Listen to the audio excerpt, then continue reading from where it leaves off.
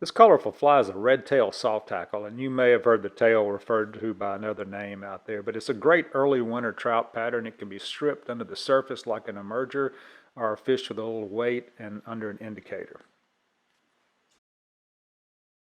The hook I'm using for this fly is the Firehole Stick 633, which is their wide gap nymph hook in a size 16, but pretty much any nymph hook or even a dry fly hook, if you want to fish it in the surface film, will work great for this fly.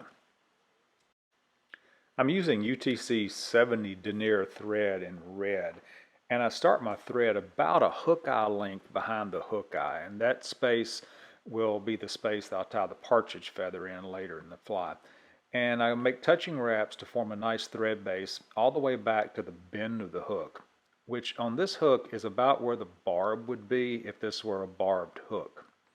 And then I give my thread a little counterclockwise twist to uncord it and flatten it out and make touching wraps back forward to the midpoint of my thread base and let my thread hang there. Now the midpoint of my thread base, this is going to be the point that divides the red tail of the fly from the forward peacock hurl of the body. And then I make touching wraps back to the rear of my thread base and then back forward to the midpoint. And I do this 3 or 4 times to make a thick body and then leave my thread hanging at about the midpoint. The front half of the body of the fly is made with peacock hurl, and I use 2 strands to make the hurl, but the front portion of the peacock hurl is quite fragile, so I cut off about the first 1.5 inches or so of that peacock hurl, or it will break as we twist it and tie it to the fly.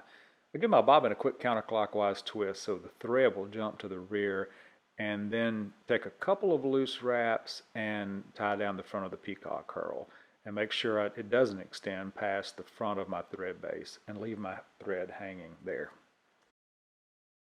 Now I could just begin wrapping the peacock hurl here, but sometimes it overlays itself and mashes itself down. So what I like to do is grab it with my hackle pliers and give it a few twists. Now be careful here, don't put any tension on the peacock hurl, it will break, and don't twist it too tight, but you'll notice it curls up and makes a really nice bushy noodle right at the hook.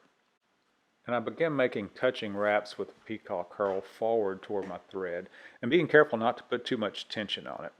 And I give it a few more twists here just to bunch it back up and make a nice bushy body, and again carefully wrap it toward the thread. And when I get to my thread point, I take a couple of wraps of thread over the top just to secure it, and then trim away the excess peacock and give it a few thread wraps just to bind it down.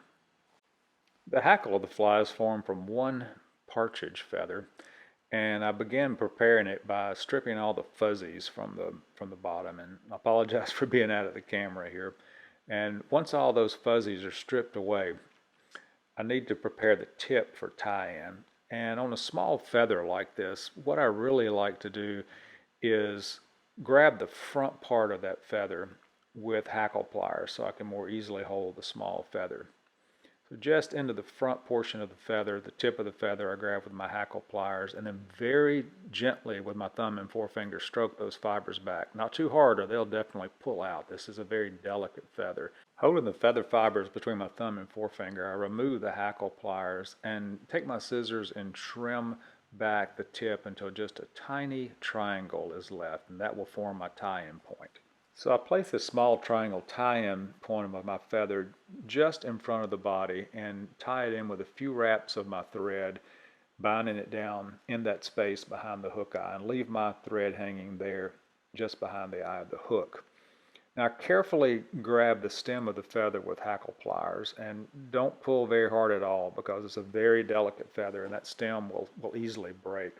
Lifting it vertical, I then pinch the feathers to the rear between my thumb and forefinger. I don't pull on them at all because again the feather is very delicate and will break. Now being very careful not to put too much pressure on the feather, I begin wrapping it forward towards my tying thread and trying to sweep back any fibers that want to point forward. And I'm getting about 3 turns here, which is plenty because these soft hackles are generally pretty sparsely hackled. And when I reach the bare stem, I give it a few wraps of tying thread to tie down that stem and then trim it off. And invariably you're going to trap some fibers like I've done here. And then using your scissors, being careful not to cut your thread, trim those fibers back as well. Hold the fibers back out of the way with one hand and build a nice thread head with several turns of tying thread. And then to finish the fly, grab our whip finish tool and give it a 4 or 5 turn whip finish. And then trim that tag end off. And at this point, apply any head cement of your choice, and this completes our fly. And I hope you'll give the red tail soft hackle a try. It's both an effective fly and a really fun fly to tie.